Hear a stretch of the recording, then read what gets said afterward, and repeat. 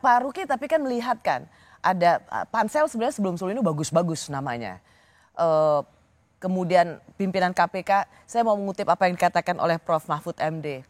Ketua KPK atau pimpinan KPK, beliau memuji pada zamannya Pak Ruki. Terima kasih Pak Mahfud. Sayangnya Anda agak fail tahun ini, tapi tahun untuk ke depan lebih oke lagi gitu lah. Nah, yang berikutnya adalah ya Pak, zaman Pak Agus Raharjo. Itu in terms of tidak ada skandal yang menimpa pimpinan KPK pada waktu itu. Kalau kita lihat tadi Pak Ruki, kita sama-sama lihat jajak pendapat Litbang Kompas yang dibuat 27 sampai 2 Juni 2024. TNI Polri yang pertama, yang paling bawah adalah KPK. Sepanjang sejarah KPK berdiri, ini adalah titik terendah kepercayaan publik pada KPK, bahkan di bawah DPR. Pertanyaan saya Pak Ruki, apakah Bapak merasa tidak punya tanggung jawab moral paling tidak ikut memperbaiki KPK? Begini Rosi, jujur aja saya kadang-kadang, bukan kadang-kadang, kadang-kadang saya malu ketika orang mengenali saya sebagai pimpinan KPK. Karena Litbang Kompas ini harus bisa dipercaya loh. Saya percaya Litbang Kompas ini. Dan akibatnya saya kehilangan kepercayaan diri untuk muncul. Begitu muncul di tempat publik, orang bilang, Pak Taufik gimana nih KPK? Gimana nih KPK? Loh kok takon aku? Tanya dong sama yang menjelaskan. Saya kan udah 20 tahun yang lalu. Terus terang, hasil Litbang Kompas kali ini membuat saya kehilangan kepercayaan diri. Kehilangan harga diri. Saya udah malu ditampil depan, padahal bukan kelakuan saya. Begitu. Jadi kenapa diam saja? Kapasitas apa yang saya bisa terapkan? Andainya saya diminta, saya pernah membuktikan. Ketika tahun 2015, saya sedang duduk dengan enak, dengan nikmat, dengan bangga, menjadi komisaris utama Bank Jabar Banten.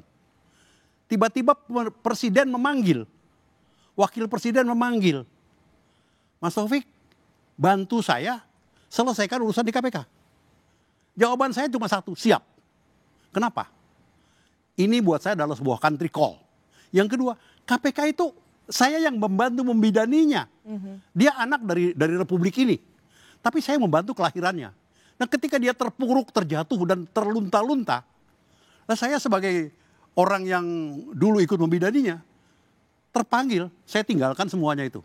Saya coba memperbaikinya dengan segala dinamika yang terjadi di dalamnya. Ya. Nah ketika telah dipilih pimpinan yang baru, dalam hal ini katakanlah saudara Agus Raharjo dan kawan-kawan, ya saya serahkan kepada Agus Raharjo. It's your turn. Bukan saya lagi gitu. Tapi kalau diperlukan katakanlah nasihat, ngobrol, ngundang makan siang, ngundang makan pagi. Mas Taufik ini gimana? Mas Taufik ini gimana? Saya, Pak Eri, Pak Panggabean pasti tidak akan segan untuk datang. Tapi itu tidak pernah mereka lakukan. Tidak pernah tuh para pemimpin KPK periode sesudah saya secara sengaja mengundang kita untuk ngobrol. Kecuali kalau ada kasus baru. Jadi ini yang saya sesalkan sebetulnya. Soal kenapa saya tanya ini Pak Ruki, karena ada momen di persimpangan jalan sekitar tahun 2019 ketika ada undang-undang KPK yang kemudian membuat pegawai KPK menjadi ASN. Itu dianggap sebagai pintu masuk yang betul-betul menghancurkan independensi KPK. Saya sungguh tergelitik untuk menanyakan di mana Pak Ruki pada waktu itu. Kenapa Pak Ruki tidak ikut menjadi benteng yang mempertahankan KPK? Gaya saya berbeda. Saya bersama dengan Pak Eri, bersama dengan Pak Tumpak, bersama dengan Pak Amin, berempat menghadap langsung kepada Presiden. Langsung bicara, Presiden didampingi oleh Seknek. Secara terbuka kami sampaikan, Pak hati-hati, undang-undang ini bisa melemahkan KPK. Hati-hati Pak. Pak Eri juga sudah menyampaikan. Pak Panggabean juga bicara yang sama. Pak Amin pun bicara yang sama. Cuma kami tidak demo. Demo bukan gaya kami yang sudah tua-tua ini. Tapi pikiran dan pendapat kita sampaikan langsung kepada pengambil keputusan. Yaitu Presiden. Beliau mencatat dengan baik dan akan disampaikan kepada Menteri Hukum dan HAM. Hasilnya ya begitu. Ya mau bagaimana? Apa saya mesti berdemo sendirian di depan Istana Negara? Kan enggak. Tapi kami berempat bukan tidak bertanggung jawab. Sudah menyampaikan secara terbuka kepada Presiden. Face to face. Bukan cuma saya. Ada saya, Ada Pak Tumpak, ada Pak Eri, ada Pak Amin. Pak Sarhodin Nasional nggak ada. Jadi pimpinan jilid 1 sudah menghadap. Silahkan ditanya kepada Pak Pratik. Ya. Bahkan Teten Mas Duki pun tahu waktu kita mau menghadap.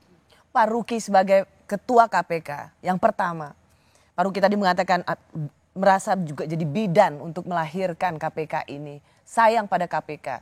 Pada waktu di tengah krisis membuat yang undang-undang yang akan menjadikan pegawai KPK ini ASN, Pak Ruki dan pimpinan KPK jilid pertama sudah melakukan pekerjaan yang seharusnya dilakukan, mengingatkan.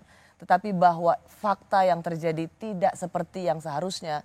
Pak Ruki bisa bilang apa sekarang? Saya harus mengatakan bahwa tidak adanya strong commitment dari negara ini untuk memperkuat KPK dalam rangka menjadikan KPK sebagai ujung tombak pemberantasan korupsi. Tidak ada komitmen yang kuat. Sepanjang tidak adanya strong komitmen dari pimpinan-pimpinan negeri ini, kita jangan pernah berharap bahwa KPK atau jangan pernah berharap agenda pemberantasan korupsi negeri ini bisa dilakukan dengan baik. Mengharapkan KPK saja sama kita dengan mengharapkan anak kecil untuk berbuat. Tidak bisa. Pemberantasan korupsi ini baru bisa berhasil apabila ada strong commitment dan sustainable dari pimpinan tertinggi sampai kepada pimpinan-pimpinan yang paling rendah. Dari mulai presiden, wakil presiden, menteri, panglima TNI, Kapolri, kepala staf angkatan, jaksa agung, semua harus memiliki komitmen yang kuat. Termasuk ketua Mahkamah Agung untuk memberantas korupsi. Beres itu nggak terlalu susah. Berarti kalau Wakil Ketua KPK pada tanggal 1 Juli kemarin di depan Komisi 3 DPR mengatakan, saya harus mengakui secara pribadi 8 tahun saya di KPK. Kalau ditanya apakah berhasil, saya tidak sungkan-sungkan, saya gagal memberantas korupsi. Artinya ada pengakuan dari pimpinan KPK bahwa mereka gagal memberantas korupsi. Pak Ruki juga sebagai Ketua KPK jilid pertama dan kemudian melihat KPK dari luar. Anda mengatakan bahwa ya, Anda semua gagal memberantas korupsi. KPK Anda gagal. Tidak perlu ada pengakuan. Dengan melihat hasil Litbang Kompas saja, dengan melihat betapa pimpinan KPK yang terakhir ini harus berhadapan dengan hukum, saya harus mengatakan bahwa kepimpinan KPK, bahwa KPK pada periode kepemimpinan ke belakang itu semua sudah gagal. Tidak perlu ada pengakuan. Faktanya sudah ada kok. Nggak ngaku juga kita udah tahu itu gagal. Tanpa ada pengakuan. Pak Ruki, kita akan masuk ke bagian berikutnya. Karena pimpinan KPK mengakui operasi tangkap tangan itu hanya sebagai hiburan.